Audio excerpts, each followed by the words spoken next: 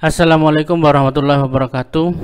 Alhamdulillah kita berjumpa kembali dengan saya Nasri Kristanto. Gimana kabarnya teman-teman semua? Semoga teman-teman semua dalam kondisi sehat dan walafiat.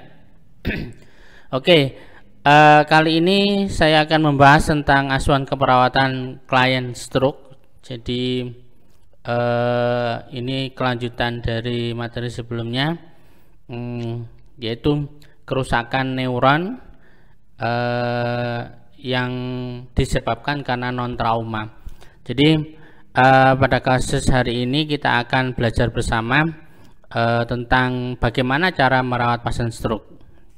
Ya, kenapa sih kita perlu mempelajari perawatan pada pasien stroke? Nah, ini ada banyak alasan. Jadi yang pertama, karena memang jumlahnya sangat banyak kasus ini, ya. Jadi dari hari ke hari itu makin bertambah, penggemarnya itu nggak habis-habis. Jadi apalagi pada saat ini untuk penyakit-penyakit degeneratif, ya, penyakit penuaan, yang satu contohnya misalnya diabetes itu, wah itu cukup banyak, ya, cukup banyak. Nah, karena banyaknya penyakit diabetes ini, itu salah satunya yang berkontribusi menyebabkan peningkatan jumlah kasus stroke di Indonesia, ya. Maka dari itu, ya, kita perlu belajar ini, karena nanti bisa jadi kita akan nanti ditugaskan menjadi perawat di unit stroke gitu, ya. Nah, karena banyaknya kasus ini, ya, terus ditunjukkan juga efek atau faktor kedua itu efek atau akibat, ya, akibat dari penyakit stroke ini, serangan stroke ini banyak menimbulkan kecacatan.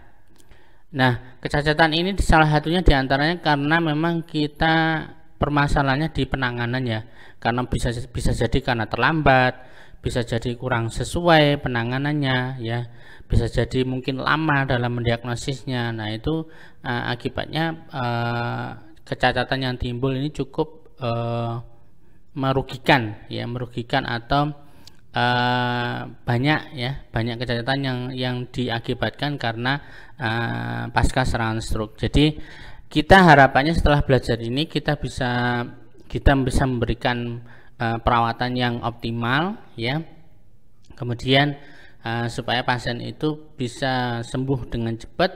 Kemudian terpenting lagi, selain sembuh, dia kecacatan atau dampak yang ditimbulkan dari stroke ini sebisa mungkin sangat minimal, ya. Jadi supaya pasca serangan stroke pasien bisa kembali ke aktivitas seperti biasa, melakukan peran-perannya dengan normalnya. Nah, kemudian selain itu pula kita bisa meningkatkan pengembangan dari bagaimana cara merawat stroke yang baik gitu, ya. Oke, langsung saja kita masuk pada pokok bahasan, ya. Nah, di sini nanti ada banyak yang kita sampaikan, ya. Jadi ada mulai dari pengertian, kemudian ada jenis-jenis stroke, ya. Kemudian nanti ciri-ciri dari stroke, ada apa sih ciri dari stroke perdarahan, bagaimana ciri stroke dari sumbatan, ya. Kemudian nanti saya akan memperkenalkan tentang Cincinnati Stroke Scale, ya, itu yang parameter, jadi pengukuran bagaimana cara mudah kita mengetahui bahwa seseorang itu memang terkena stroke gitu, ya. Salah satunya dengan Cincinnati ini.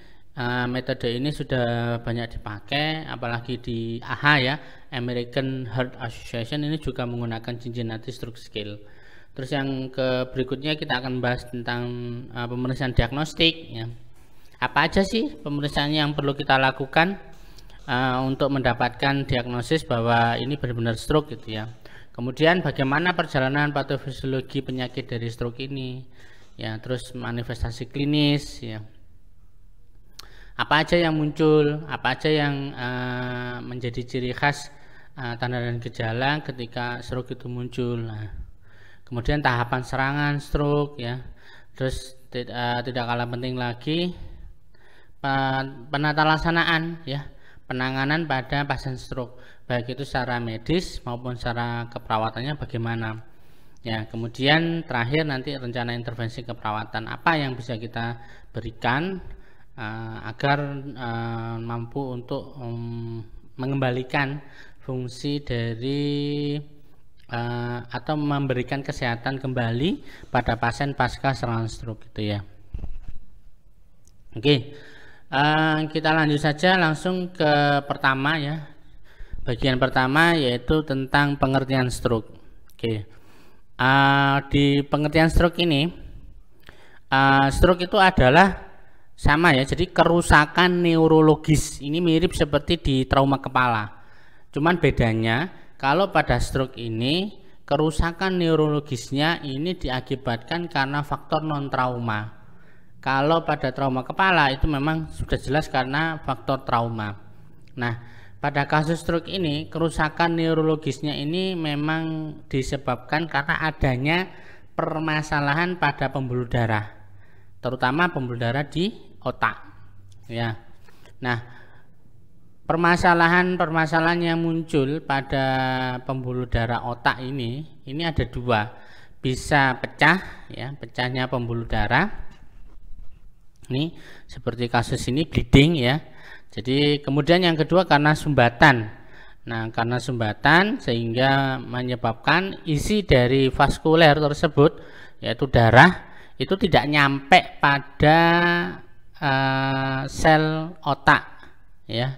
Jadi sel otak tadi tidak mendapatkan makanan baik itu oksigen maupun glukosa sehingga akhirnya lama-kelamaan akan menjadi iskemik dan nekrosis mati gitu ya. Nah, pada kasus pecahnya pembuluh darah ini biasanya disebabkan karena pembuluh darah itu sudah tidak mampu lagi ya, tidak mampu lagi menahan tekanan sehingga menyebabkan pembuluh darahnya pecah dan isi dari pembuluh darah ini akhirnya keluar. Sama mirip seperti kasusnya trauma kepala, jadi ada bleeding di otak. Nah, bleeding ini akibatnya darahnya keluar, kemudian dia membeku. Nah, lama-kelamaan darah yang sudah membeku ini akan memberikan massa tambahan atau volume tambahan. Sehingga karena volumenya bertambah tapi tempat atau tengkoraknya tetap ya, maka akan berdampak pada peningkatan tekanan intrakranial. Dan tentunya pada pasien-pasien dengan stroke bleeding ini nanti akan jatuh pada kondisi tidak sadar gitu ya. Jadi intinya kerusakan neurologis pada kasus stroke ini memang disebabkan karena adanya permasalahan pada pembuluh darah yang bisa berupa pecahnya pembuluh darah atau sumbatan dari pembuluh darah. Oke ya. Oke, kita lanjut ke slide berikutnya. Nah, di sini ada sifat penting dari sel otak. Nah, kenapa kita perlu tahu ini? Nah, karena nanti pengetahuan ini akan mempengaruhi cara kita melakukan perawatan ya. Bahwa yang kita rawat ini ternyata sesuatu yang penting. Sel ini cukup penting dan memiliki sifat-sifat yang khas. Nah, yang pertama, sel otak ini merupakan sel pengguna glukosa dan oksigen terbanyak. Nah, makanya sejak awal kita pastikan bahwa perfusi jaringan cerebral ini tetap harus bagus, karena sel otak ini ternyata merupakan organ yang pengkonsumsi glukosa terbanyak dari tubuh manusia. Dibandingkan organ lain, sel otak ini menguasai 70% ya dari glukosa dan oksigen yang didapat oleh tubuh tersebut.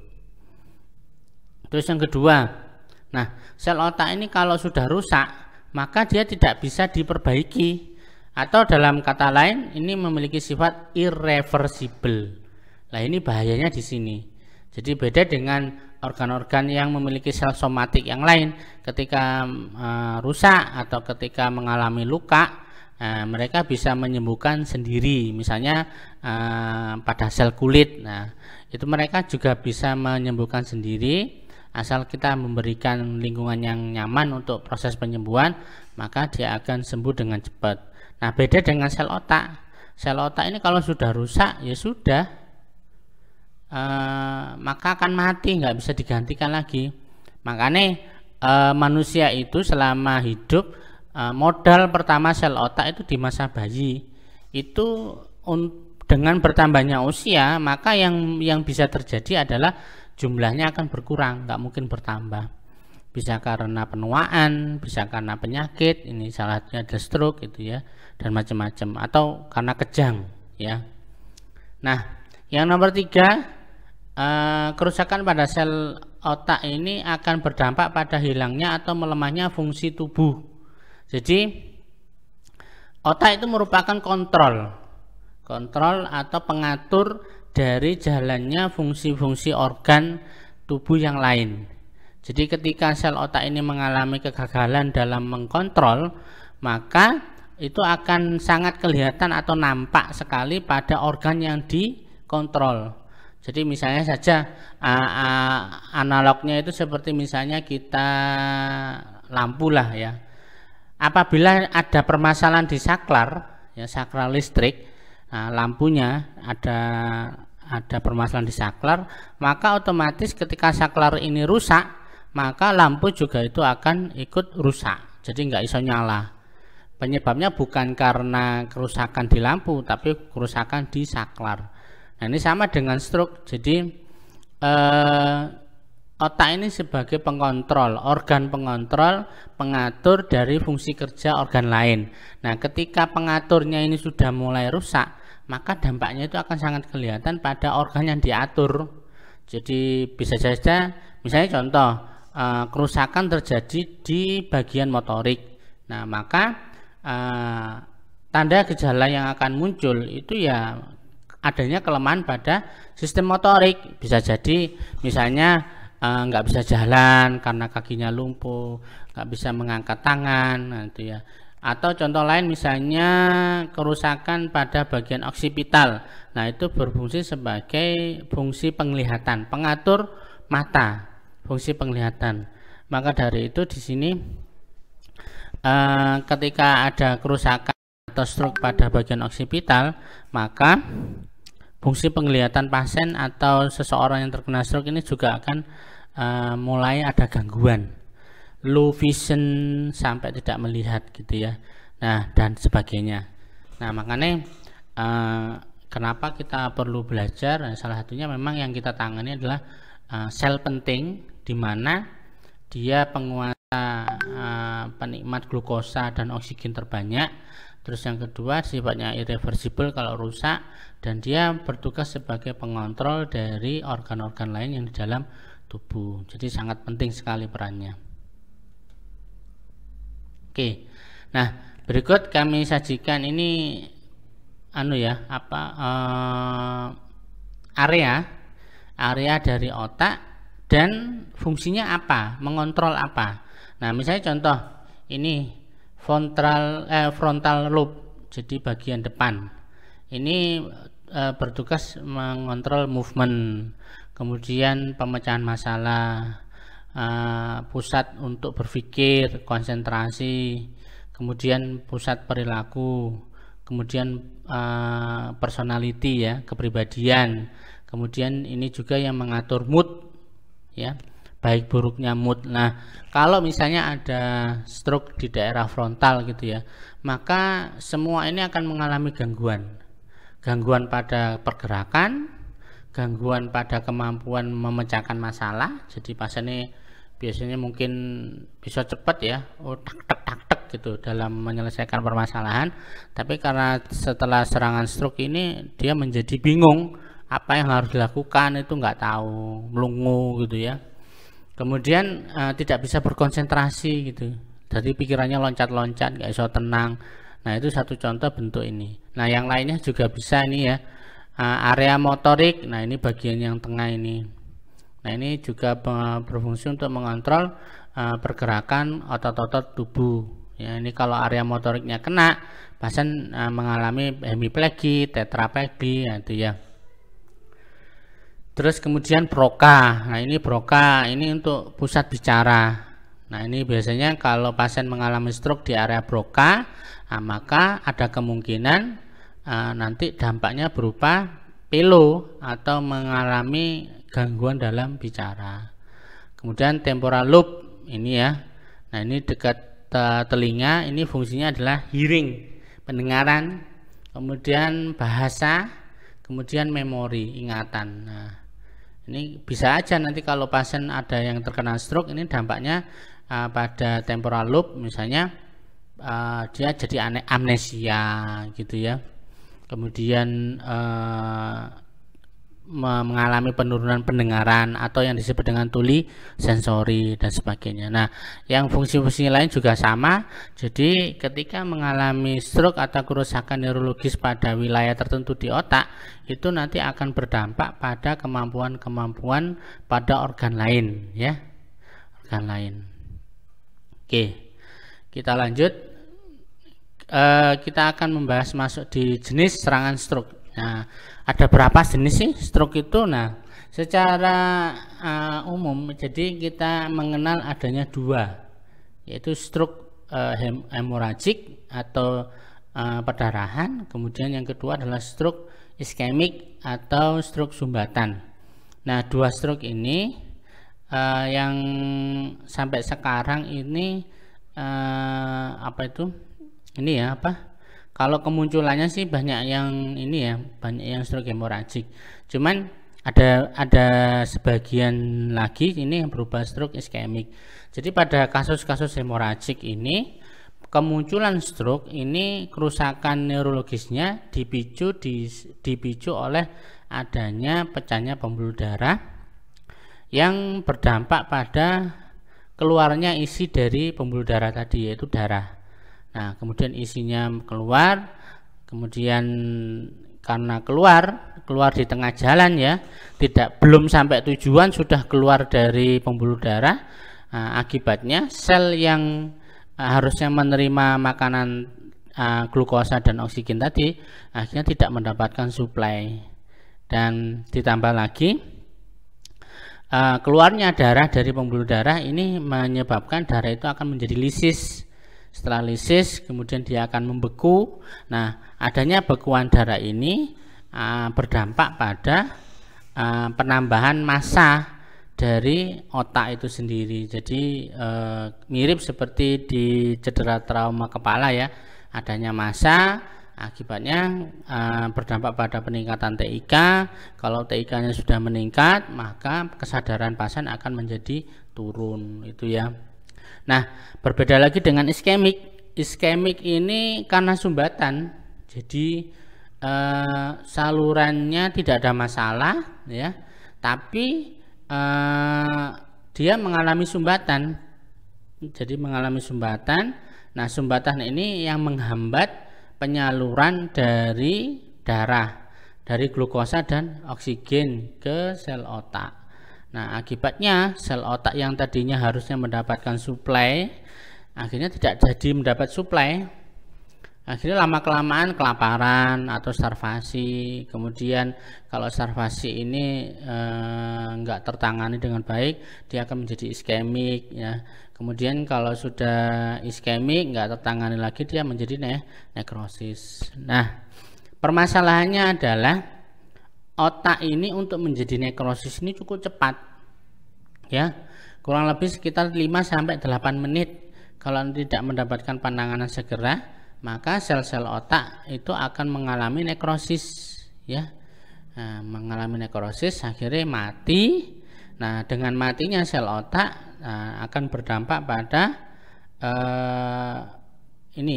pengontrolan dari kerja dari organ-organ tubuh, terutama pada bagian yang diinervasi tadi, itu ya. Jadi itu saya ulang kembali. Jadi jenis serangan stroke itu ada dua. Yang pertama adalah berupa stroke bleeding atau yang disebabkan pecahnya pembuluh darah. Terus yang kedua stroke iskemik yang disebabkan karena sumbatan. Nah, kita masuk ke stroke iskemik ya. Stroke iskemik ini memiliki nama lain yaitu occlusive stroke ya, occlusive stroke. Kemudian adanya sumbatan pada pembuluh darah ini menyebabkan aliran itu berhenti ya. Nah, analognya seperti di gambar ini. Jadi di sini ada sumbatan sehingga darah itu tidak bisa masuk ke saluran pembuluh darah yang ke kiri ini ya. Nah, akibatnya wilayah otak yang harusnya mendapatkan makanan melalui saluran pembuluh darah ini itu tidak akan mendapatkan makanan ya. Nah, ketika sudah tidak mendapatkan makanan, lama kelamaan tidak ada kompensasi atau tidak ada penanganan yang baik, maka lama kelamaan sel otak yang di wilayah sebelah sini itu akan mengalami starvasi, iskemik, dan berlanjut pada tahap akhir yaitu nekrosis atau kematian gitu ya. Nah, apa aja yang bisa menyumbat ini ya, menyumbat pembuluh darah otak manusia pada stroke iskemik? Yang pertama bisa berupa emboli. Emboli ini yang itu adalah zat asing atau zat asing yang dibawa oleh darah, misalnya berupa bekuan darah dari tempat lain, misalnya dari jantung ya. Terus kemudian berupa trombus atau lemak, berupa lemak ya. Jadi bekuan darah itu atau trombus ya. Kemudian yang kedua bisa berupa lemak. Ini biasanya terjadi pada kasus-kasus fraktur femur. Nah, pada fraktur femur, ujung dari tulang yang mengalami patah itu akan merobek dari struktur lemak atau lipid yang ada di sekitar femur ya. Nah, itu nanti pecahan-pecahan robekan lemak tadi itu ikut terbawa di saluran pembuluh darah, akhirnya sampai di otak dan nyangkut di sana dan menyebabkan sumbatan pada pembuluh darah. Terus yang terakhir yaitu bisa berupa udara. Nah, udara ini dari mana asalnya? Nah, salah satunya ya mungkin karena kesalahan di tindakan keperawatan kita, misalnya pada saat injeksi atau pada saat pasang infus, mungkin kita lupa untuk mengeluarkan udara ya, udara terlebih dahulu langsung disuntik noai. Nah, akhirnya udara yang ikut masuk pada saat injeksi obat, nah itu bisa bisa menyebabkan emboli pada pembuluh darah dan mengakibatkan stroke gitu ya. Makanya kita perlu hati-hati ketika injeksi intravena, terutama pada pemasangan infus juga, itu juga harus benar-benar meyakinkan bahwa tidak ada udara yang akan ikut masuk ke dalam pembuluh darah itu ya. Kemudian stroke iskemik ini juga bisa juga disebabkan karena aterosklerosis. Nah, aterosklerosis di sini ini adalah kelainan pada pembuluh darah. Nah, bentuk kelainannya berupa penyempitan dari lumen pembuluh darah.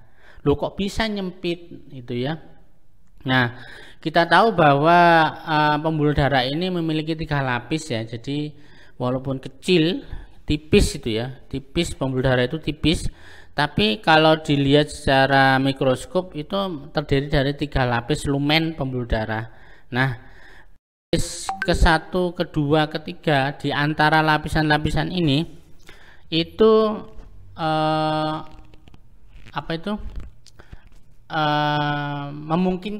memungkinkan untuk terisi oleh lemak. Jadi pada orang-orang dengan konsumsi lemak yang tinggi atau konsumsi makanan berupa karbohidrat tinggi, terus orangnya nggak melakukan aktivitas ya, nggak olahraga dan sebagainya, akhirnya ada kelebihan karbohidrat yang oleh tubuh dirubah atau disimpan sebagai cadangan dalam berupa lemak. Nah, lemak ini salah satunya setelah dirubah menjadi lemak, penyimpanannya yang pertama bisa di bawah kulit, terus yang kedua di sela-sela atau di antara lapisan dari pembuluh darah. Nah, bila lapisan pembuluh darah ini cukup terisi oleh banyak lemak, lama kelamaan lumennya ini menjadi sempit ya, sempit, kemudian mengecil. Jadi karena saking tebeli dinding pembuluh darah, kemudian lama kelamaan menjadi sempit dari lumen dan terakhir akan membentuk sumbatan, ya. Nah, sumbatan ini yang menyebabkan kegagalan dari penyaluran dari glukosa dan oksigen ke sel-sel otak. Nah, ini juga yang berkontribusi menyebabkan munculnya stroke iskemik.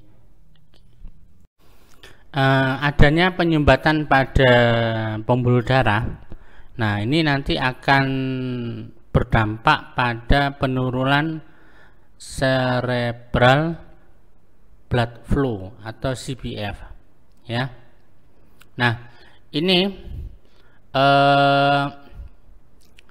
tubuh itu jaringan otak itu normalnya untuk CBF-nya itu lebih dari 53 ml per 100 mg jaringan otak per menit. Jadi apabila adanya sumbatan tadi terus kemudian menurunkan dari CBF, ini contoh misalnya CBF-nya kurang dari 30 ml, maka otak akan mengalami iskemik, sudah mengalami iskemik, adanya penurunan 13 poin aja itu juga sudah menyebabkan iskemik. Kemudian bila CBF-nya kurang dari 10, ya, kurang dari 10 ml, nah ini menyebabkan nekrosis atau kematian sel otak. Karena apa? Otak tadi akhirnya pada saat kekurangan makanan, memang sel itu akan berubah metabolismenya dari aerob menggunakan oksigen, ya, menjadi anaerob tapi tidak menggunakan oksigen. Namun ATP-nya itu terbatas, hanya 2 ATP hasil yang didapatkan dari metabolisme dengan anaerob. Nah, 2 ATP ini kan nggak cukup. Nah, kemudian karena nggak cukup, akhirnya sel itu mengalami kerusakan dan mati, gitu ya. Nah, serangan stroke pada stroke iskemik ini paling sering dialami pada saat tidur, ya, pada saat tidur, di mana karena efek parasimpatis, ya, jadi pembuluh darah pada saat kita tidur itu mengalami vasodilatasi.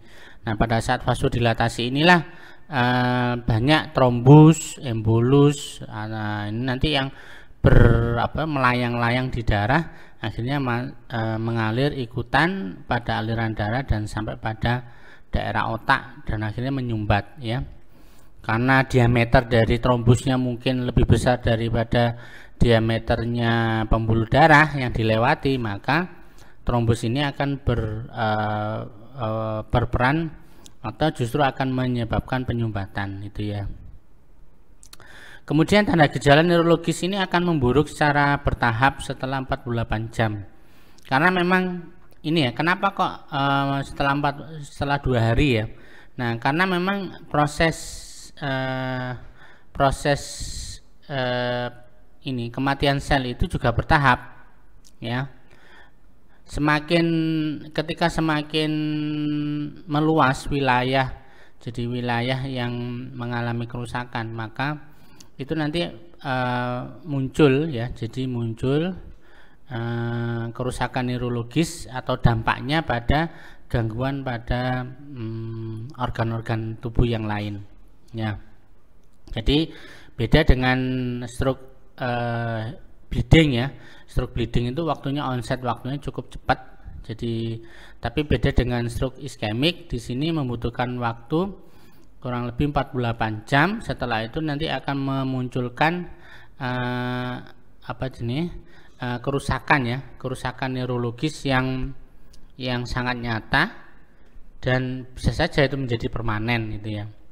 Nah, pada saat serangan, ini ciri khasnya untuk stroke sumbatan, ini pasien selalu dalam kondisi masih sadar.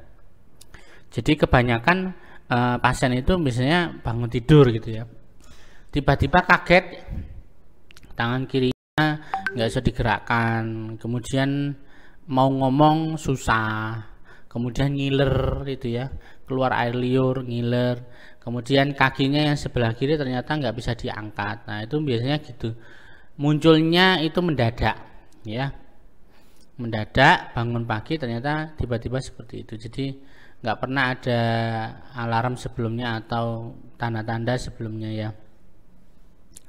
Nah, kemudian terjadinya kegagalan fungsi organ tergantung pada area. Tadi kita sudah bahas di gambar sebelumnya ya. Jadi nanti tergantung area mana yang kena, area otak yang mana tadi. Ya misalnya contoh oksipitalis, oh berarti nanti penglihatannya yang mengalami gangguan.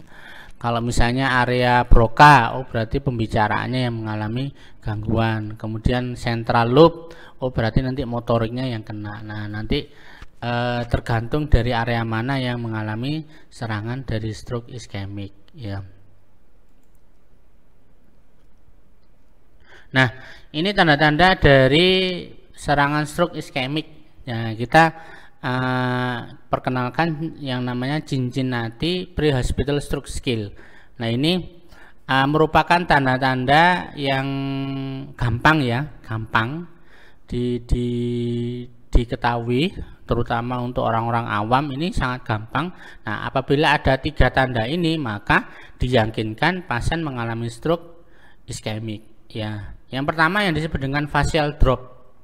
Jadi wajahnya itu mengalami kelumpuhan separuh ya. Ciri khasnya kalau pasien disuruh senyum, nah kita pada pemeriksaan neurologis ya, ini pada kasus nervus facialis biasanya pada saat senyum kalau pasien kena stroke ini tidak simetris tinggi senyuman di pojok bibir itu ya. Ini disebut dengan facial drop.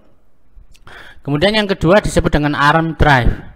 Arm drive di sini kita tes pasien ya, diminta untuk menjulurkan tangan lurus seperti di gambar ini. Nah secara normal dia akan bisa mempertahankan posisi tangan yang simetris atau tingginya sama. Nah kemudian tapi kalau pada kondisi abnormal, pada serangan stroke iskemik itu salah satu tangan yang mengalami kelumpuhan itu memiliki tinggi yang tidak sama, jadi lebih rendah dibanding tangan yang masih normal. Ini disebut dengan arm drive. Terus yang ketiga yaitu abnormal speech, yaitu pelo ya, pelo. Jadi ngomongnya wis pelo, jadi gak jelas. Nah itu satu tanda-tanda pada stroke sumbatan. Jadi seseorang pokoknya yang dari 3 ini ya, bila muncul pada seseorang maka bisa dikatakan dia 70-80% mengalami stroke iskemik. Jadi yang pertama saya ulang, adanya facial drop, kemudian yang kedua ada arm drive, terus yang ketiga adanya abnormal speech, yaitu 3-tiganya muncul maka fix pasien tersebut mengalami stroke iskemik gitu ya. Nah kita sekarang berpindah pada stroke perdarahan atau hemorrhagic stroke. Nah, hemorrhagic stroke ini seperti yang saya jelaskan sebelumnya itu disebabkan karena pecahnya pembuluh darah. Ya. Nah, pecahnya pembuluh darah ini kenapa kok bisa pecah? Kenapa tiba-tiba pecah? Nggak pecah dari dulu-dulu aja. Nah, itu karena memang ada beberapa faktor yang mempengaruhi kenapa pecahnya pembuluh darah ini. Nah, yang pertama memang dikarenakan strukturnya yang sudah rusak, ya, strukturnya yang sudah rusak. Jadi di sini pembuluh darah itu bentuknya rada aneh, lebih tipis dibandingkan pembuluh darah yang lain. Nah, ini dikenal dengan aneurisma, ya, aneurisma. Nah, pada bagian pembuluh darah yang abnormal ini, walaupun tensinya tidak begitu tinggi, karena memang struktur pembuluh darahnya yang sudah kadung tipis, ya, kadung tipis di satu sisi. Nah, itu di satu tempat dari pembuluh darah. Nah, maka dia sangat berpotensi sekali menyebabkan stroke bleeding karena tipis. Jadi ketika ada kenaikan tekanan darah sedikit saja, maka dia mudah pecah ya. Terus yang kedua memang disebabkan karena tingginya tekanan. Jadi pembuluh darahnya normal, fine-fine saja, tidak ada masalah, tidak ada yang tipis gitu ya, fine-fine saja. Tapi memang tekanan dari jantung ya, tekanan dari jantung, tekanan perifer yang ditimbulkan ini itu sangat tinggi. Nah, tingginya tekanan darah yang ditimbulkan dari jantung ini, nah itu tidak mampu ditahan oleh pembuluh darah tersebut. Akibatnya pembuluh darah ini akhirnya meledos, pecah. Nah, ketika sudah pecah, isi dari pembuluh darah ini akan keluar. Jadi darahnya melambang ya, metu keluar dari pembuluh darah dan masuk ke interstisial dari sel otak, di sela-sela sel otak itu ya. Terus kemudian banjiri dari sel-sel di ruang-ruang interstisial sel. Nah, sehingga lama kelamaan darah yang sudah kadang keluar dari pembuluh darah ini itu akan mengalami lisis ya, lisis, membeku. Nah, kalau sudah membeku dia akan menjadi padatan, menjadi padat. Tadinya cair kan ya. Nah, kalau sudah membeku dia akan menjadi padat. Nah, pada saat padat ini dia akan memberikan massa tambahan, jadi volume tambahan di intrakranial. Padahal gone kan wis disetting ini ya, disetting pas gitu ya. Tapi dilalah pada saat karena ada perdarahan munculnya adalah adanya bekuan darah yang berdampak pada peningkatan tekanan intrakranial dan akhirnya menyebabkan pasien jatuh dalam kondisi yang tidak sadar gitu ya. Nah, kemudian pada kasus stroke perdarahan ini itu ada dua ya mekanismenya. Yang pertama karena pecahnya pembuluh darah sehingga ada wilayah dari jaringan otak ini yang tidak mendapatkan makanan, suplai makanan berupa oksigen dan glukosa. Terus yang kedua ditambah lagi darah yang sudah kedong keluar dari isinya dari pembuluh darah ini akan menyebabkan menjadi pembekuan sehingga tadi ya menjadi adanya penambahan massa. Nah, adanya dua kejadian ini, satu sisi adanya bekuan, satu sisi lagi adanya sel yang tidak mendapatkan makanan sesuai dengan kebutuhannya, maka sel-sel tadi akan berubah menjadi nekrosis. Terus ditambah lagi adanya bekuan darah, ini akan berdampak pada peningkatan T3 dan pasien menjadi tidak sadar gitu ya. Oke. Kemudian untuk stroke hemorragik sini karena ada peningkatan T3 maka tandanya itu pasien mengalami penurunan kesadaran. Nah, penurunan kesadaran ini terjadi bila volume bekuan darah yang ada di dalam otak itu lebih dari 3 cc ya, diameternya lebih dari 3 cm. Apabila diameternya masih kecil ya, tentunya itu masih belum cukup untuk menyebabkan pasien itu jatuh dalam kondisi tidak sadar. Mungkin TIK-nya naik, tapi dengan adanya kenaikan TIK ini mungkin masih bisa dikompensasi oleh tubuh. Seperti kemarin ya, pada saat penjelasan saya di hukum Monro-Kelly, di mana ketika ada dua fase, di mana fase kompensasi dan dekompensated. Nah, fase kompensasi ini tubuh itu masih bisa ngakal-ngakal, ngatur-ngatur supaya adanya penambahan massa ini tidak serta-merta menyebabkan TIK-nya langsung meningkat tinggi dan menyebabkan pasien dalam kondisi tidak sadar. Jadi masih ada kompensasi. Jadi, tapi kalau sudah masuk pada dekompensasi, ada kompensated, karena volume dari bekuan darah makin lama makin banyak, wis gak tertangani, wis chaos, akhirnya pasien akan jatuh pada kondisi yang tidak sadar karena TIK-nya akan naik dengan cepat ya. Nah, kemudian untuk peningkatan TIK yang terjadi pada pasien stroke ini ditandai oleh pertama ada penurunan kesadaran, terus adanya nyeri kepala dan muntah proyektil, jadi nyemprot gitu ya. Kemudian stroke hemoragik ini banyak menyerang pada pasien-pasien yang sedang dalam kondisi beraktivitas ya, misalnya sedang olahraga, sedang bekerja ya, kemudian sedang pokoknya terjadi pada orang-orang yang sedang melakukan aktivitas, kebanyakan seperti itu. Jadi pada saat beraktivitas denyut nadi itu akan meningkat, berdampak pada tekanan darah juga meningkat ya. Peningkatan tekanan darah ini kemungkinan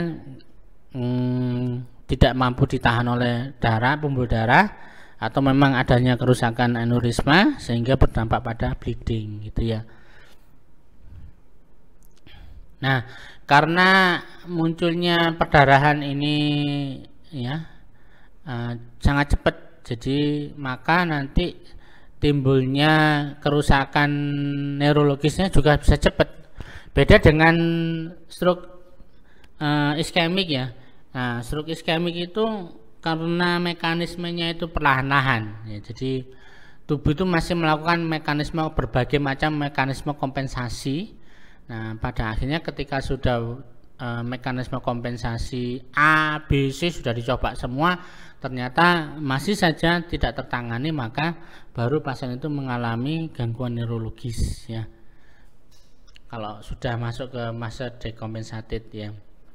Nah, kemudian prognosisnya untuk klien stroke hemoragik ini dipengaruhi oleh seberapa luas perdarahannya ya. Tentunya kalau semakin luas perdarahannya maka prognosisnya juga semakin jelek ya. Kemudian usia ya, semakin tua usianya juga semakin jelek juga prognosisnya ya. Terus tingkat kesadaran ini semakin rendah tingkat kesadarannya, GCS-nya semakin rendah, tentunya di sini menunjukkan semakin parah karena bleedingnya semakin banyak, baguan darah juga semakin banyak gitu kan ya, seperti itu. Nah, oke, setelah kita bahas jenis-jenis stroke, yang berikutnya kita akan masuk pada faktor-faktor apa yang beresiko memunculkan timbulnya stroke gitu ya. Ya, yang pertama faktor usia. Ya, sudah tentu stroke ini masuk ke dalam kategori penyakit degeneratif ya, penuaan. Nah, karena faktor usia ini juga kenapa semakin tua kok semakin banyak yang kena stroke? Iya, memang karena kita kembali ke konsep awal bahwa stroke itu letak permasalahannya ada di pembuluh darah. Nah, sedangkan kita tahu bahwa penuaan pada seseorang itu salah satu efek yang ditimbulkan adalah di pembuluh darah, di mana pembuluh darah ini sudah semakin tua ini tidak semakin elastis ya, jadi dia akan semakin kaku. Kemudian ada banyak perubahan di sel-sel intima pembuluh darah seseorang, apalagi kalau sudah terkena diabetes gitu ya, sel-sel pembuluh darah atau di dinding pembuluh darah itu mudah rusak karena paparan glukosa tinggi yang terlalu lama gitu ya. Jadi usia memang memegang faktor pencetus terjadinya stroke ya. Tapi apakah stroke itu harus orang tua? Enggak. Zaman sekarang banyak stroke yang dialami oleh orang-orang yang masih muda. Nah, ini disebabkan karena memang lifestyle ya, gaya hidup, merokok, minuman keras, kurang istirahat ya, kemudian konsumsi gula tidak terkontrol gitu ya, kurang olahraga dan sebagainya. Nah, itu semua berdampak menyebabkan munculnya stroke di usia muda ya. Terus yang berikutnya adanya riwayat hipertensi tidak terkontrol. ini terutama menjadi faktor dominan dari stroke hemoragik. Ya, kita tahu tadi pecahnya pembuluh darah ya. Jadi teorinya pecahnya pembuluh darah bisa disebabkan karena pembuluh darahnya normal, tapi memang tekanannya yang terlalu tinggi, ya, sehingga tidak mampu lagi ditahan oleh pembuluh darah dan akhirnya pecah. Ya. Terus yang berikutnya, faktor berikutnya jenis kelamin. Nah, kalau jenis kelamin ini laki-laki ya lebih banyak dibanding perempuan.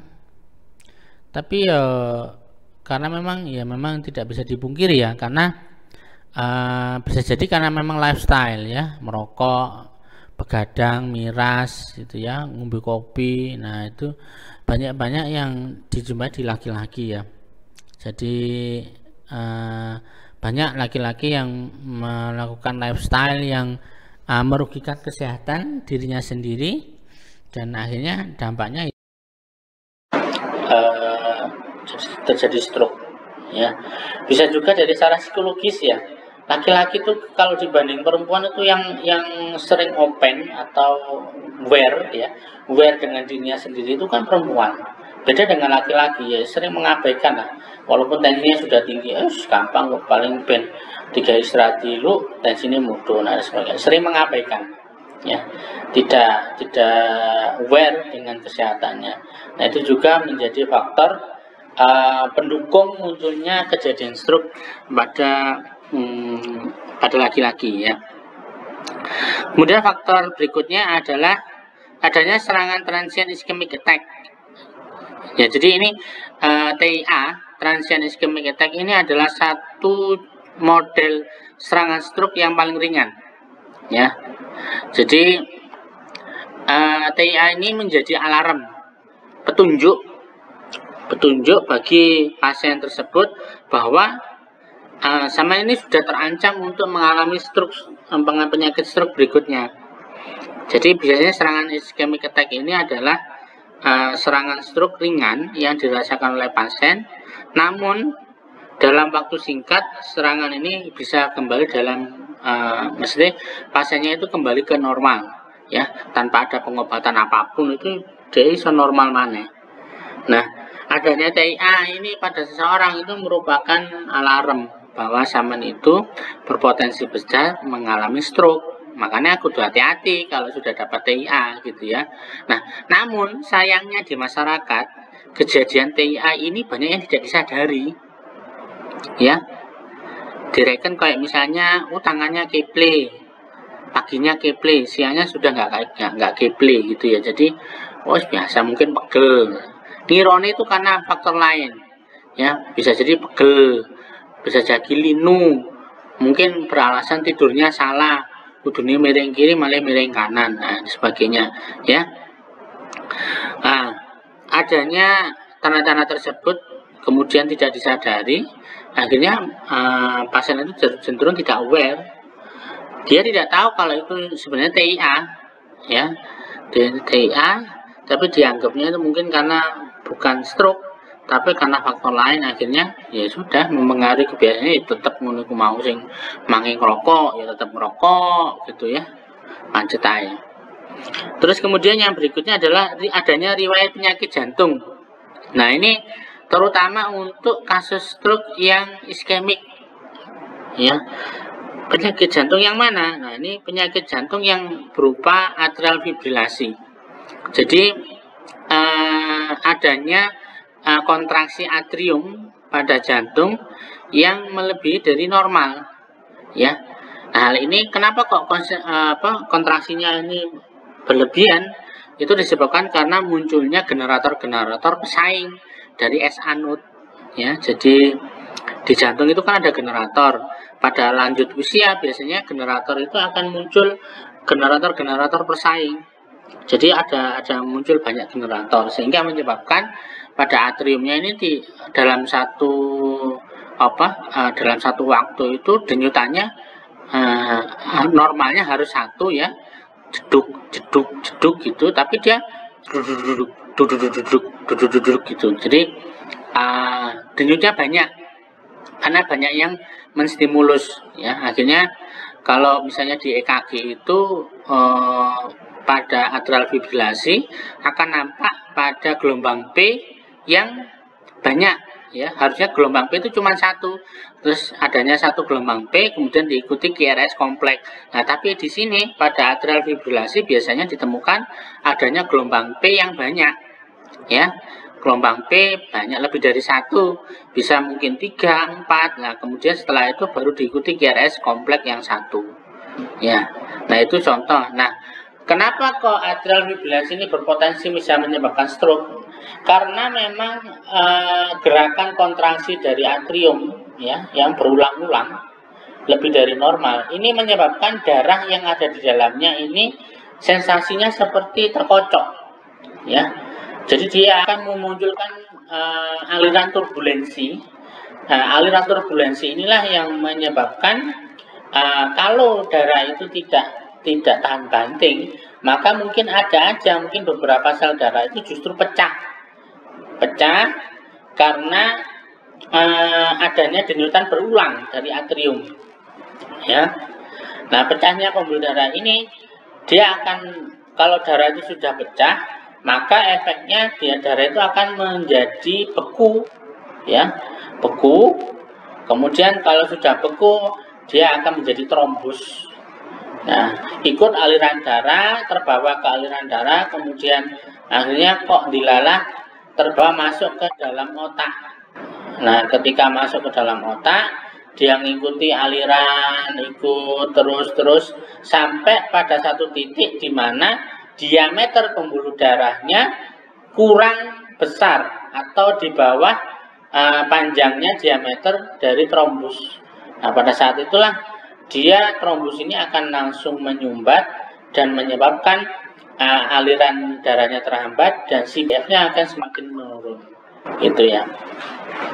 Nah, faktor berikutnya adalah faktor obesitas nih dan DM. Nah, ini sudah diketahui sebelumnya, ya. Jadi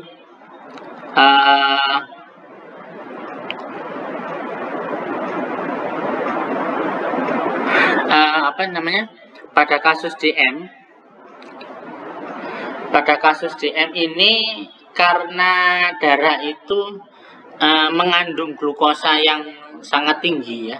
Jadi kita tahu bahwa DM itu kalau misalnya gula darah sewaktunya lebih dari gula darah 2 jam BP, ya, 2 jam postprandial itu lebih dari 200 mg. Nah, itu dikatakan DM. Nah, pada saat glukosa tinggi, ini akan memberikan lingkungan yang kurang nyaman bagi lapisan dalam pembuluh darah, sehingga menyebabkan karena kurang nyaman ini, bahasa logikanya gampangnya itu neyeng, ya. Bagian dalamnya, bagian dinding dalam pembuluh darah ini akhirnya neyeng terus kropos, rusak. Nah, menyebabkan darah yang mengandung gula tinggi ini menyebabkan kekroposan pada dinding pembuluh darah yang 3 lapis tadi. Nah, karena kropos, nah, ketika ada tekanan yang lumayan tinggi, maka bagian darah yang mengalami pengkroposan dindingnya itu akan mudah mengalami pecah, ya, Makanya pada pasien-pasien DM itu lebih banyak pada kasus itu terjadi pada stroke hemoragik, gitu ya, karena tadi kerusakan pada dinding pembuluh darah. Kalau obesitas ini sudah jelas, ya, aterosklerosis tadi. Jadi teori aterosklerosis, penyempitan pembuluh darah disebabkan karena penumpukan lemak pada dinding pembuluh darah itu, ya. Oke, selanjutnya kita akan membahas tentang tahapan serangan stroke, ya. Stroke ini memiliki 4 tahapan. Jadi serangan stroke itu secara keseluruhannya ini memiliki 4 tahapan, namun pada kenyataannya ada yang langsung pada tahapan terakhir. Jadi sekali serangan pasien itu langsung komplit stroke, ya. Jadi itu ada. Namun secara secara ini ya, secara pembagian itu ada 4 tahapan. Oke, tahapan pertama disebut dengan transient ischemic attack. Nah, ini adalah tahapan pertama, di mana tahapan ini dicirikan adanya gangguan stroke, ya, defisit neurologis yang defisit ini bisa hilang, ya, bisa hilang dalam waktu beberapa detik hingga 24 jam. Jadi nggak ono sedino itu wis pulih maneh dan kembali 100%. Nah, ini yang disebut dengan TIA. Di penjelasan sebelumnya sudah saya sampaikan bahwa TIA ini menjadi penanda atau menjadi alarm bagi orang-orang yang kemungkinan akan mengalami serangan stroke yang lebih parah lagi. Jadi harapannya kalau sudah mengenali ini kayaknya TIA ini. Nah, pastinya awalnya pagi itu pelo, ya.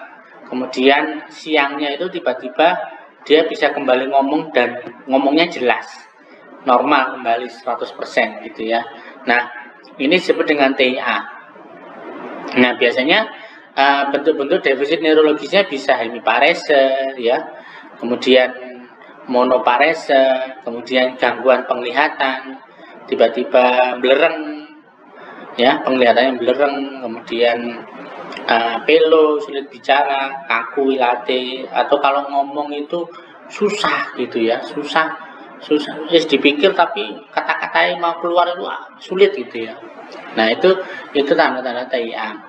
Terus yang kedua, serangan kedua disebut dengan RIND, Reversible Ischemic Neurological Deficit. Nah, namanya saja reversible. Reversible itu berarti adanya tanda-tanda gejala neurologis, defisit neurologis, tapi dia bisa masih kembali ke dalam kondisi normal. Ya, bedanya dengan TIA sama-sama kembali. Kalau TIA itu kembali dalam hitungan detik sampai kurang dari 1 hari. Tapi kalau RIND ini lebih lama, ya, lebih lama. Biasanya dalam beberapa hari sampai minggu, ya, sampai minggu. Jadi RIND ini juga sama, alarm, ya, peringatan bagi seseorang bahwa ini loh nanti ada stroke lagi kalau misalnya sama nggak hati-hati, misalnya nggak merubah lifestyle-nya, nggak merubah kebiasaannya, si pancet munu-munu ae, maka nanti akan mendapatkan serangan stroke yang lebih hebat lagi, gitu ya. Nah, stroke yang tahap ketiga ini adalah stroke in evolution atau progressive stroke. Nah, karena progresif ini kan maknanya itu kan pelan tapi pasti ya. Nah, di sini ada serangan stroke yang menyebabkan defisit neurologis yang sifatnya itu fluktuatif naik turun dan pelan tapi pasti. Gejala neurologis ini makin nampak dan makin jelas. Artinya kalau misalnya awalnya itu cuma tangannya gelingin gitu ya, tambah lama kok rasanya kayak tebel, terus kemudian kayak abot, diangkat itu abot gitu. Nah, kemudian berikutnya itu muncul kelumpuhan. Jadi progresif, perkembangannya itu progresif, ya, pelan tapi pasti, dari gelingin kemudian kebas atau tebel ya, mati rasa, kemudian mengalami kesulitan bergerak, sampai terakhir itu bentuknya itu berupa kelumpuhan. Jadi itu progresif. Nah, kalau sudah seperti itu, maka stroke ini tidak mengalami perbaikan. Ya, kalau sudah serangan ketiga ini tidak ada perbaikan seperti serangan kedua TIA atau RIND. Ya. Nah, kemudian pasien-pasien yang stroke evolusi ini biasanya ya sudah ini ya, wis kronis ya, mengalami penyakit kronis seperti DM, gagal jantung, gagal ginjal dan sebagainya. Nah, kemudian yang terakhir itu stroke komplit ya. Stroke komplit ini stroke yang dicirikan mengalami serangan, kemudian defisit neurologisnya itu menetap, permanen seumur hidup mengalami kecacatan. Nah, ini yang disebut dengan stroke komplit.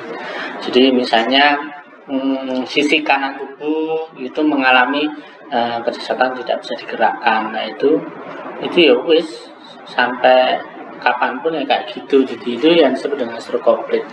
Ya. Nah, kemudian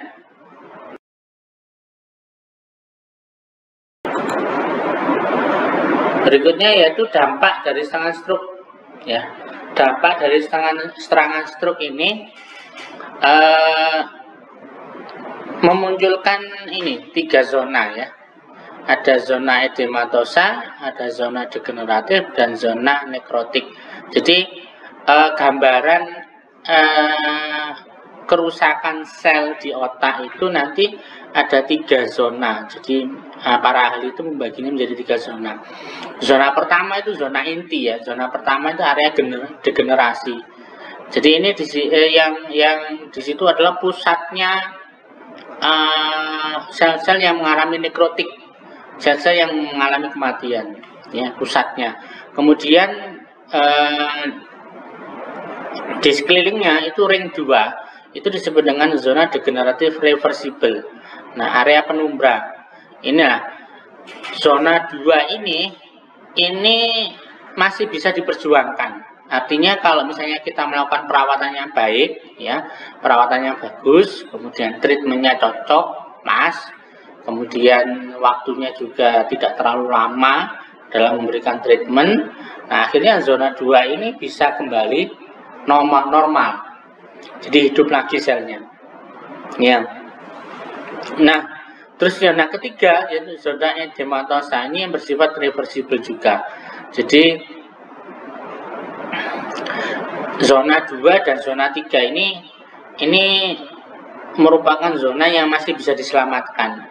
Jadi kita dalam melakukan perawatan selain memberikan kebutuhan pada pasien stroke ya, jadi memenuhi kebutuhan pasien stroke, yang kedua yaitu kita berupaya untuk mengejar dalam masa-masa perawatan ini supaya zona 2 dan zona 3 ini yang tadinya itu harapnya setengah mati itu enggak jadi mati, jadi hidup lagi, dan akhirnya dia kembali ke sesuai fungsi selnya semula. Jadi dia enggak jadi mati. Artinya tindakan keperawatan kita itu menghambat penyebaran dari zona nekrotik ya. Jadi menghambat perluasan zona nekrotik dari sel otak akibat serangan stroke. Jadi kalau nanti zona nekrotiknya bisa dihambat, artinya semakin luasnya bisa diperkecil ya.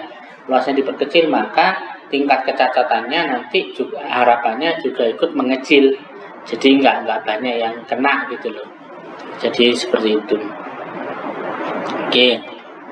Nah, untuk tanda dan gejala stroke, nah tadi sudah ya. Tadi sedikit sudah kita singgung tentang Cincinnati. Kita ulangi lagi di mana kalau secara mudahnya, jadi ada unilateral weakness, jadi kelumpuhan separuh. Ya, kita tahu bahwa otak kita itu otak besar kita ya, otak besar, otak kecil itu terbagi menjadi 2 bagian, otak kanan dan otak kiri. Nah, kalau misalnya stroke-nya itu menyerang pada otak kanan, maka letak kelumpuhannya pada otak kiri. Sedangkan kalau otak kiri yang sebaliknya ya, otak kiri yang mengalami serangan stroke, maka tanda gejala yang akan dimunculkan itu ada pada bagian sebelah kanan tubuh ya. Terus yang kedua adalah unilateral sensory complaint, mati rasa, kesemutan ya. Jadi ada gangguan sensorik, kemudian gangguan motorik, terus afasia ya. Afasia ini gangguan bicara, kemudian gangguan visual atau penglihatan pada satu sisi ya, jadi belerang sisi gitu loh. Nah, itu tanda gejala yang bisa kita pergunakan ya, selain Cincinnati tadi itu. Oke. Nah, kemudian kita masuk ke diagnostik ya. Nah, untuk diagnostik ini untuk saat ini yang menjadi tren ya, jadi yang menjadi ukuran pas itu menggunakan CT scan ya, atau MRI ya, CT scan kemudian MRI.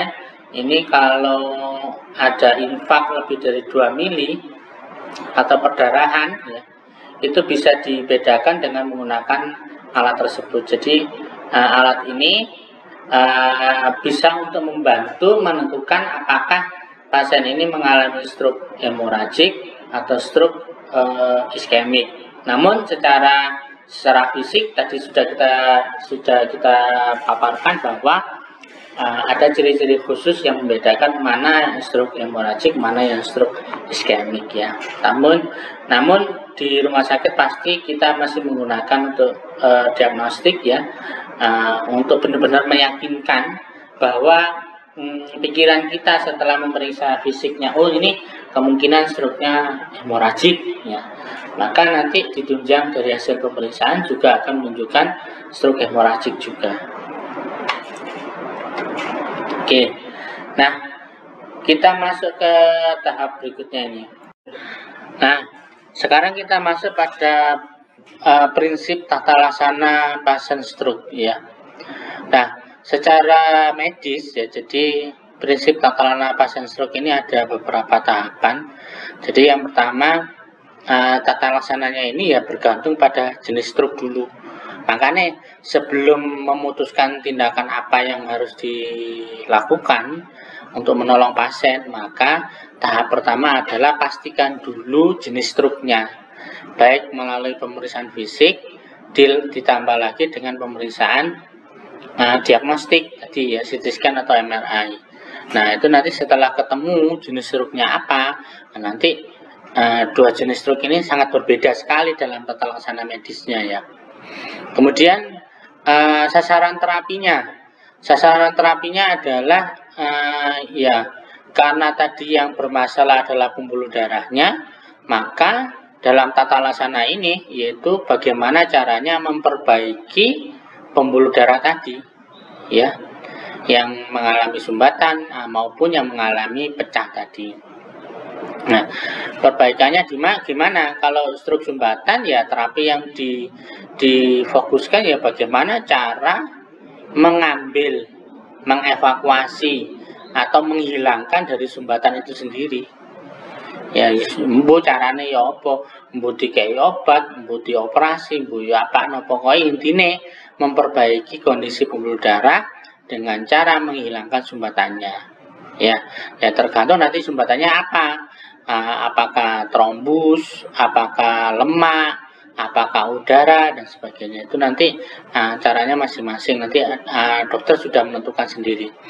Kemudian yang kedua, pada stroke hemoragik ya, stroke hemoragik terapi utamanya ya, yang pertama ya evakuasi dulu, lakukan operasi, dilakukan evakuasi perdarahan, jadi bekuan darah tadi itu dikeluarkan ya, dengan operasi trepanasi, kebuka, kemudian bekuan darahnya diambil, dikeluarkan, kemudian diperbaiki lagi perfusi jaringan cerebralnya. Jadi kita menggunakan kolateral, mengaktifkan kembali pembuluh darah kolateral, gitu.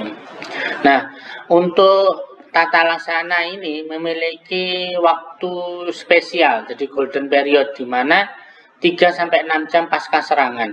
Nah, apabila dalam waktu 3-6 jam ini pasien setelah serangan ini segera dibawa ke rumah sakit, kemudian di rumah sakit segera dilakukan tindakan penanganan, nah ini masih memiliki prognosis yang bagus. Jadi intinya semakin cepat pasien ini dibawa ke rumah sakit pasca serangan, maka tingkat keberhasilan perawatannya akan semakin tinggi. Ya, kemudian teknik terapi stroke, nanti ada pembedahan dan obat. Jadi prinsipnya secara medis penanganan pasien stroke itu dengan pembedahan atau obat. Kalau obat misalnya menggunakan ini antitrombolitik, ya, obat-obatan antitrombolitik, kemudian obat-obatan yang meningkatkan metabolisme sel otak gitu ya. Dan terakhir ya, tata laksana stroke itu yaitu rehabilitasi ya. Rehabilitasi yang tadinya misalnya ada kecacatan di motorik, nggak bisa jalan, ya sudah masuk di poli rehabilitasi, bagaimana diajari jalan, ya diajari jalan. Yang tadinya mengalami pelo karena serangan stroke, kemudian dilakukan terapi di rehabilitasi yaitu speech terapi, jadi latihan bicara lagi gitu ya. Oke, itu pada prinsipnya seperti itu. Nah ini ada diagram periode emas penanganan stroke ya. Jadi setelah diduga serangan stroke, kemudian kita telepon, ambulan datang, kemudian harapannya ini kurang dari 2 jam, ambulan berangkat, tiba di rumah sakit dan dilakukan pengobatan. Ya, jadi di sini proses ini harapannya kurang dari 2 jam untuk transportasi. Kemudian untuk CT scan dan sebagainya pemeriksaan ya, ini harapannya kurang dari 2,5 jam, kurang dari 4,5 jam kalau totalnya. Maka pengobatan stroke ini mengurangi resiko kematian dan kecacatan permanen. Nah ini sudah menjadi slogannya Kemenkes ya. Jadi dalam penanganan stroke kita harus benar-benar memperhitungkan waktu. Jadi jangan sampai dalam memutuskan ini harus dibawa ke rumah sakit apa tidak itu ternyata lama. Itu kelamaan dalam memutuskan itu juga akan berdampak pada kecacatan yang ditimbulkan dari stroke ini juga semakin besar. Oke ya. Nah ini diagramnya untuk penanganan stroke. Jadi ada stroke iskemik. Kalau stroke iskemik ini intinya kita menghilangkan sumbatan aliran darah, terus atau ini dengan obat ya, atau dengan pembedahan ya. Pembedahan, nama pembedahnya carotid endarterektomi. Jadi untuk pasien dengan stenosis lebih dari 70%. Nah kalau obat-obatan ya kita menggunakan antitrombolitik, antiplatelet, antikoagulan gitu ya. Jadi antitrombolitik untuk menghancurkan trombus ya, bekuan darah. Kalau antiplatelet nanti itu memperbaiki dari struktur sel darah. Kemudian antikoagulan juga sama, nanti akan memperbaiki dari struktur sel darah. Oke ya. Nah ini ada antitrombolitik, kita bisa menggunakan ateplase ya.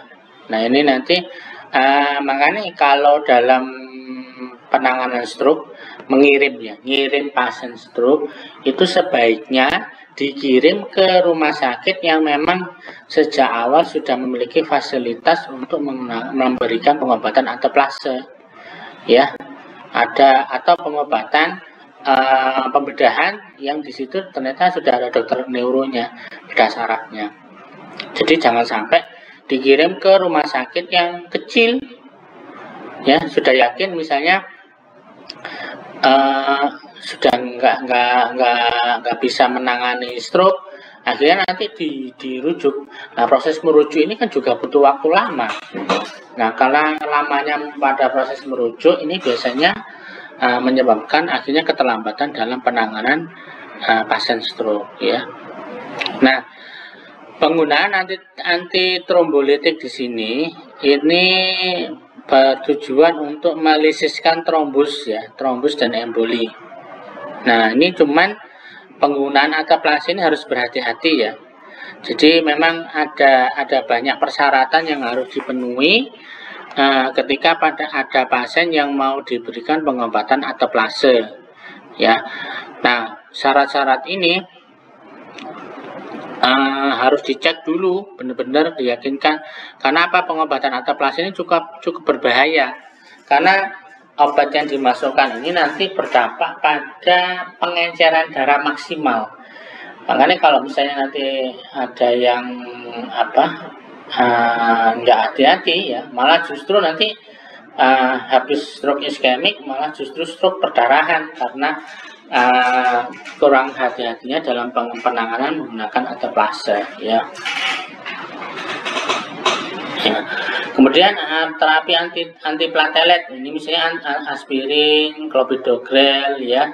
Nah, ini biasanya dokter akan ngasih ini. Untuk aspirin biasanya syaratnya pasien tidak memiliki riwayat gastritis sebelumnya. Ya, makanya kalau punya riwayat gastritis biasanya untuk antiplatelet dia akan disarankan menggunakan CPG atau clopidogrel. Ya. Nah, kemudian atau kalau misalnya gagal menggunakan clopidogrel maka diganti diklopidin ya. Terus yang terakhir yaitu antikoagulan, ini masih kontroversial ya, jadi antikoagulan ini ya, jadi ini sama sebenarnya mirip seperti adaplase ya, cuman nanti takutnya itu karena darahnya sangat encer, malah justru darah itu merembes keluar, banyak keluar, akhirnya malah justru menyebabkan stroke perdarahan. Jadi ya karena penggunaan obat pengencer darah yang terlalu tanpa terkontrol gitu.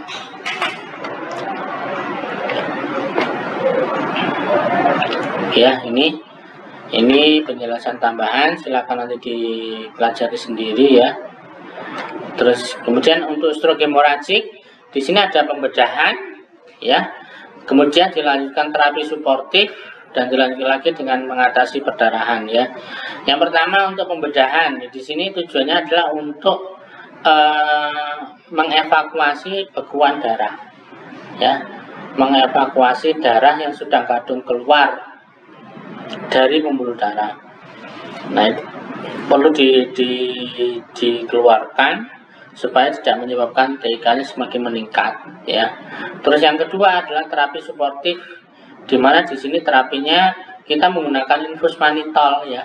Jadi mirip seperti pada kasus trauma kepala untuk mengatasi perdarahan atau menyerap kembali darah, sisa-sisa darah ya. Jadi kan tidak semuanya bisa dikeluarkan lewat pembedahan. Nah, sisa-sisanya ini yang masih ada kita hisap kembali supaya bisa masuk ke dalam darah dengan memberikan infus manitol, di mana infus manitol ini sifatnya adalah hipertonis. Nah, kalau sifatnya hipertonis dia akan menyerap semua kelebihan cairan yang ada di luar pembuluh darah untuk bisa masuk ke dalam pembuluh darah. Terus terapi yang ketiga itu mengatasi perdarahan ya. Jadi setelah dievakuasi perdarahannya, kemudian dihisap sisa-sisanya, nah, supaya tidak keluar lagi perdarahannya, maka kita memberikan vitamin K ya, atau vitamin K atau penggunaan asam tranexamat ini untuk mencegah munculnya perdarahan dan lukanya dari pecahnya pembuluh darah tadi segera menutup dan supaya darah tidak berlanjut keluar kembali.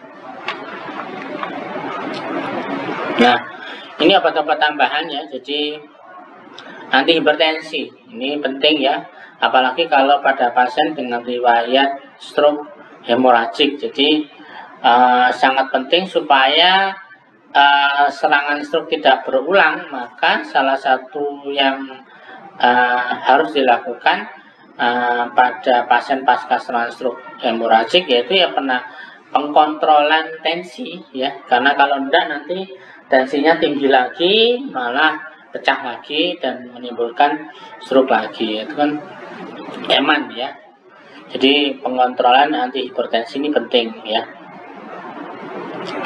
Kemudian obat pilihan yang lain ini misalnya selain ini untuk obat-obat anti hipertensi ya, Candesartan, kemudian mungkin amlodipin ya, nifedipin, nah itu macam-macam ya. Nah, kemudian ada terapi untuk memulihkan metabolisme otak, jadi membangkitkan kembali tadi ya, di zona-zona tadi loh, kita kembali ke teori zona-zona tadi, ada zona 2 dan zona 3 ini yang masih memungkinkan untuk diselamatkan, jadi ben gak sido mati ya, jadi nggak sido mati, akhirnya luas dari zona degeneratifnya kerusakan nekrotiknya menjadi semakin kecil, ya. Nah, apa aja yang bisa digunakan untuk memperbaiki metabolisme otak? Ya, ini satu contohnya sitikolin, ya. Kemudian piracetam, ini yang paling mudah ya. Ada brain arc, macam-macam lah. Kemudian yang terakhir adalah terapi rehabilitasi, ya. Ada fisioterapi, terapi bicara dan sebagainya, ya. Tergantung dari kecacatan apa yang muncul pada pasien, ya. Kemudian evaluasi terapi, ya. Evaluasi di sini ya kita mengevaluasi tingkat keberhasilan terapi, ya. Dilihat dari mana, ya? Bisa dari profil kolesterol, BB, ya, lifestyle-nya masih rokok enggak, gitu. Terus kemudian hipertensinya, ya, berapa tensinya, itu evaluasinya. Kemudian pasien dengan terapi antikoagulan dibantu terhadap parameter koagulasi atau perdarahan. Biasanya kita mengirim, ya, sampel darah untuk dilakukan pemeriksaan di lab, yaitu PTT, APTT, ya, proses lamanya pembekuan darah. Ya. Kemudian untuk pasien yang mendapatkan aspilet itu, ya, aspirin atau aspilet, nah ini harus dipantau untuk GI tract-nya. Karena apa? Penggunaan aspirin jangka panjang nanti akan menyebabkan kerusakan pada dinding lambung, ya, kerusakan pada dinding lambung ini harus hati-hati. Makanya kalau ada riwayat gastritis maka tidak disarankan pasien tersebut menggunakan obat-obatan jenis aspirin atau aspilet. Makanya diganti tadi, ya, yang mudah didapat oleh masyarakat, contohnya adalah clopidogrel, ya. Kemudian yang terakhir adalah efek samping untuk yang triklopidin, adanya neutropenia, ya. Jadi penggunaan obat triklopidin itu. Dapatkah penyakit stroke dicegah? Ya bisa, ya. Jadi ada langkah-langkah yang bisa kita lakukan untuk mencegah supaya kita terhindar dari penyakit stroke, ya. Yang pertama ya kontrol tekanan darah, apalagi yang sudah punya potensi keturunan hipertensi. Jadi misalnya mbah-mbahnya sudah hipertensi, gitu ya, bapak atau orang tuanya sudah hipertensi, maka pasiennya harus sering-sering kontrol. Jadi untuk mengetahui berapa tekanannya, kalau mengalami peningkatan tekanan hipertensinya, maka harus segera dilakukan penanganan untuk menurunkan kembali, ya. Terus yang kedua, lakukan olahraga ringan 5 kali seminggu minimal 30 menit, ya. Ya boleh lah, ya, misalnya jalan-jalan kaki, gitu ya, minimal 30 menit untuk memberikan kesegaran dan kelenturan pembuluh darah. Terus yang berikutnya adalah makan makanan seimbang dan sehat, ya. Jadi kalau semakin tua idealnya itu mengurangi glukosa, mengurangi garam itu, ya. Jadi semakin, apalagi 40 tahun ke atas itu menghindari glukosa itu harus segera dilakukan. Kalau enggak nanti akan berdampak fatal, ya. Salah satunya ada munculnya penyakit-penyakit degeneratif, gitu ya. Nah, biasanya orang-orang yang berhasil mengontrol dirinya dalam penggunaan glukosa atau karbohidrat berlebih, ya, mungkin diganti dengan makan sayur banyak, makan buah yang banyak. Nah, itu nanti kesehatannya itu loh terjaga, ya, apalagi di usia 40 tahun ke atas. Jadi memang benar-benar disarankan banyak-banyak mengkonsumsi buah dan sayur, dan justru mengurangi konsumsi karbohidrat dan lemak. Mengurangi loh, ya, tidak sama sekali. Kalau tidak sama sekali malah justru bahaya juga. Nanti hipoglikemi, malah mati kena hipoglikemi, ya. Terus yang berikutnya adalah kontrol kadar kolesterol, ya. Ini penting. Jadi kita paling tidak kalau misalnya untuk kontrol ya 2 bulan sekali atau 1 bulan sekali kalau misalnya memang kolesterolnya lagi tinggi. Tapi kalau sudah normal-normal saja ya kita ulang mungkin 2 bulan atau 3 bulan sekali. Terus yang berikutnya, pertahankan berat badan yang seimbang. Nah, ini juga penting. Makanya kalau sudah umur 40 tahun ke atas, selain mengurangi karbohidrat, kita juga harus mengurangi berat badan. ya. Jangan sampai di usia lansia malah justru tambah lemu-lemu nih. Nah, itu makin banyak nanti penyakitnya, ya. Orang DM, tapi malah justru penyakit sendi nanti yang kena. Nah, itu bisa jadi seperti itu, ya. Terus yang berikutnya adalah berhenti merokok dan menghindari asap rokok dan berhenti mengkonsumsi alkohol. Nah, ini juga ya, jadi lifestyle. Jadi harus benar-benar menghindari. Terus yes, ini ya jadi merugikan ya. Kemudian periksa dan obati penyakit jantung. Nah, ini kalau ada riwayat penyakit jantung ini segera, apalagi yang tadi yang sudah kita jelaskan yaitu atrial fibrilasi. Nah, itu undang-undang di benak nol supaya apa? Tidak berpotensi memunculkan trombus. Ya bahaya kalau nanti ada trombus. Nanti kalau mandekin yang pembuluh darah otak, nah trombusnya akhirnya menyebabkan stroke iskemik ya. Kemudian kurangi resiko diabetes ya. Nah, mengurangi resiko diabetes ya sama sebenarnya ya, diet karbohidrat, memperbanyak konsumsi buah dan sayur, lakukan olahraga ya. Kemudian kontrol cek gula darah secara rutin. Itu penting ya. Terus dapatkan pengetahuan tentang stroke. Nah, ini juga penting. Sekarang sangat mudah ya dengan era digital. Saya rasa orang tidak perlu keluar rumah untuk tahu stroke itu gampang. Jadi asalkan punya HP, ada pulsa, ya bisa masuk ke internet gitu ya, cari-cari tentang stroke itu sudah banyak sekali gitu ya. Nah, kali ini kita masuk pada bagian pengkajian keperawatan ya. Jadi ini sudah di akhir. Pada pengkajian keperawatan saat kita merawat pasien dengan pasien stroke ya, jadi apa aja ya tetap sama ya, mirip. Jadi seperti pengkajian pasien cedera kepala ya, sama-sama kerusakan neurologisnya, itu ya kaji usia, kaji keluhan utamanya ya, sekarang apa keluhannya, kemudian riwayat penyakit sekarang bagaimana, stroke yang sekarang ini stroke yang keberapa, terus kemudian riwayat penyakit sebelumnya, adakah DM, hipertensi ya, kemudian adakah penyakit jantung, adakah penyakit pembuluh darah, aneurisma, kemudian adakah misalnya gangguan darah ya.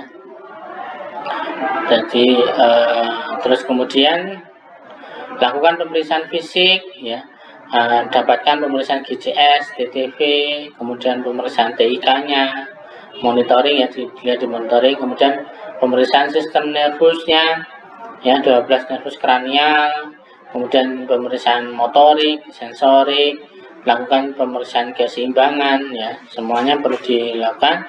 Terus dokumentasikan juga hasil dari pemeriksaan diagnostik ya, misalnya pemeriksaan darah, CT scan atau MRI. Nah, setelah itu dilakukan pengkajian, analisa data, dan nanti akan kemungkinannya nanti akan seperti ini nanti diagnosa keperawatannya. Jadi ada resiko peningkatan TIK, perubahan profesi jaringan otak, tidak efektifan berjalan jalan nafas gitu ya, hambatan mobilisasi fisik, resiko tinggi cedera, gangguan integritas kulit, defisit perawatan diri, kerusakan komunikasi ya. Kemudian ada gangguan masalah nutrisi, cairan, kemudian eliminasi BAB-BAK, terutama pada pasien yang tidak sadar gitu ya kan. Itu kan banyak itu ya. Nah, seperti itu. Dan untuk rencana intervensi saya rasa nanti silakan dibuka lagi ya materi yang sudah saya berikan tentang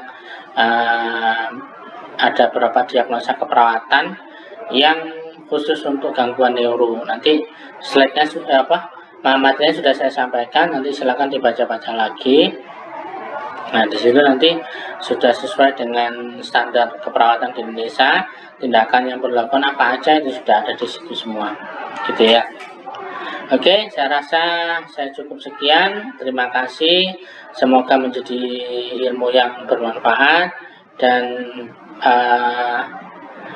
semoga nanti kita pada saat sampai menjadi perawat dan ditugaskan menjadi perawat di unit stroke mungkin bisa menerapkan ilmu yang sudah dapat sebelumnya.